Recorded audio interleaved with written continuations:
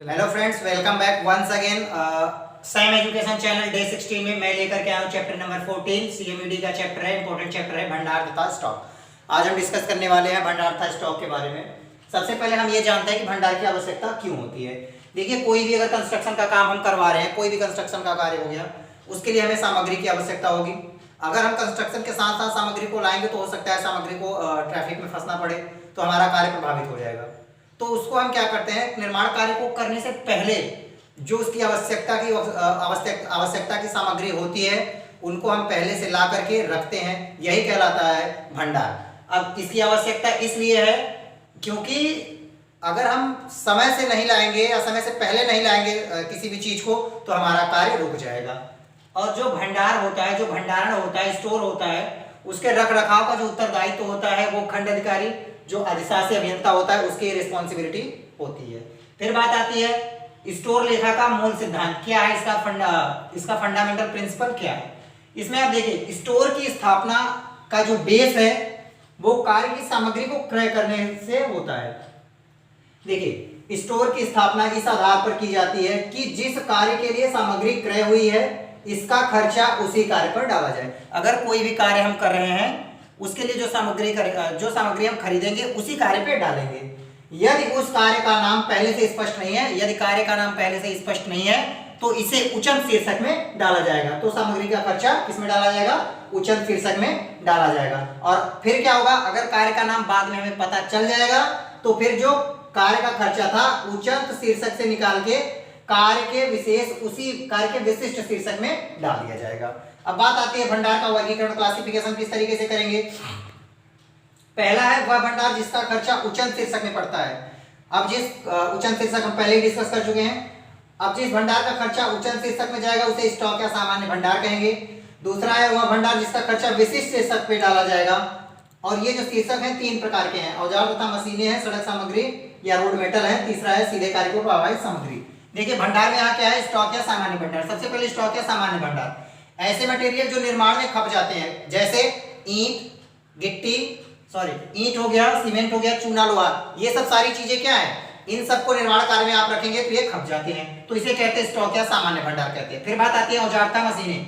अब देखिए, इस वर्ग में क्या आएगा, ये जो आपका शीर्षक है औजारता मशीनें से फावड़े, गैंती, तसले, फीते, चैन, मिश्रक, कंपक, रोलर, ये टी&पी के अंतर्गत आते हैं। फिर बात आती है सड़क सामग्री।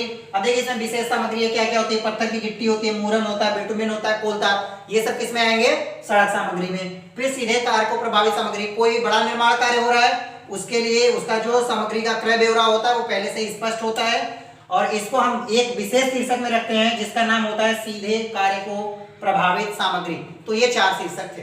नेक्स्ट जो टॉपिक है वो हमारा उचन शीर्षक या उचन खाता किसे कहते हैं। देखिए, यहाँ है कुछ खर्चे जो प्रारंभ में स्पष्ट नहीं होते हैं। दरअसल कोई भी कंस्ट्रक्शन वर्क हम करते हैं तो कुछ ऐसे खर्चे होते हैं जो पहले से हमें पता नहीं होते हैं, जिन्हें हम स्पष्ट शीर्षक में नहीं रख सकते। ऐसे खर्चों को अस्थायी तौर पे अलग शीर्षक में रखा जाता है जिसे उचन शीर्षक या उचन खाता कहते हैं। जैसे ईंट, बालू, सीमेंट, चूना, ये सब क्या है, इनको हम किस में रखते हैं, उचंत शीर्षक में, क्योंकि इनकी जो खर्चे होते हैं वो हमें पहले से फिक्स नहीं होती है, थोड़ा सा कम ज्यादा हो सकता है, इसलिए इसे किस में रखते हैं, उचंत शीर्षक में। अब बात आती है स्टॉक की प्राप्ति हम कहां से कर सकते हैं। पहला तो है विक्रेताओं से।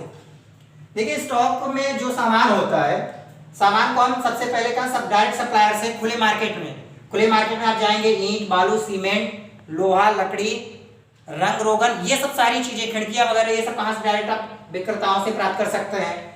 अन्य विभागों या खंडों से, देखिए जैसे किसी विभाग या खंड में काम हुआ, वहां पे कुछ सामान बच गया तो वहां से भी हम क्या कर सकते हैं, प्राप्त कर सकते हैं। विभागीय उत्पादन से, अब मान लीजिए कोई भी विभाग है वो क्या किया है, ईंट और टाइल्स की क्या किया है, भट्टे लगाया है, तो वहां से हमें क्या मिलेंगे, वहां से भी हमें प्रोडक्ट मिल जाएंगे, स्टॉक हमें वहां से मिल सकता है। निर्माण कार्यों तथा भवनों से, कोई भी निर्माण कार्य हो गया, कोई भी भवन हो गया, वहां से क्या होता है, पुराने कार्य था जो भवन का नवीनीकरण जब किया जाता है या कोई भी भवन जब ढह जाता है तो वहां पे आपको ईंट, इस्पात के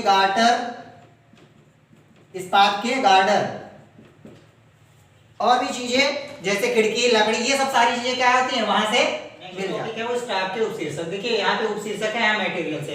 पहला उपशीर्षक है लघु सामान। लघु सामान में हम क्या क्या करते हैं, जैसे पेंच हो गया, कील हो गया, नट बोल्ट हो गए, कुंडे, ताले, जाली, ये सब आते हैं लघु सामान के अंतर्गत। फिर भवन निर्माण सामग्री में ईंट, रोड़ी, बजरी, चूना, सीमेंट, ये इस टाइप के भवन निर्माण सामग्री में आते हैं। लकड़ी, टीक की लकड़ी, शीशम, देवदार, सॉल, प्लाईवुड, स्लीपर, ये सब लकड़ी में आएंगे। धातु में इस्पात, flat, angle, girder, teak, channel, ये सब किस में आएंगे? धातु में आएंगे। फिर बात आती है ईंधन की, कोयला हो गया, लकड़ी, मिट्टी का तेल हो गया, ये सब ईंधन में आएंगे। रंग रोगन में पेंट, वार्निश, डिस्टेम्पर, ये सब रंग रोगन में। फिटिंग्स में लोहे की खिड़की, ग्रिल हो गया, हैंडल हो गया, हिंज हो गया, डोर क्लोजर, खिड़की के कांच, ये सब फिटिंग्स में आएंगे। विविध भंडार में बिटुमेन, कोल तार, सड़क के ब्रुश हो गए, खाली ड्रम हो गए, ये विविध भंडार में आएंगे। फिर बात आती है उत्पाद में, जैसे गेट जो विभागीय निर्माण द्वारा तैयार किए जाते हैं, गेट, कैंची, प्लेट, गार्डर, ये सब आ गए उत्पाद में। भंडारण में क्या आया? गोदाम जो होते हैं उनका किराया, चौकीदारी, जो चौकीदार वहां पे रखे जाते हैं, बिजली पानी का बिल, ये सब किसके अंतर्गत आता है? भंडार के अंतर्गत। तो इस चैप्टर में जो मेन टॉपिक्स थे उन पे हम डिस्कस कर लिए। एग्जाम टाइम में हम कोशिश करेंगे इसमें कुछ और जो टॉपिक्स छूट रहे हैं उन पे हम एक वीडियो बनाएंगे, जिसमें जो चैप्टर में 2-2, 3-3 टॉपिक्स छूट रहे हैं उन पे एक वीडियो बना करके उसको हम कंप्लीट करेंगे। तो साइम एजुकेशन चैनल में डे 16 में भंडार का स्टॉक में बस इतना ही। तब तक नेक्स्ट डे तक के लिए धन्यवाद।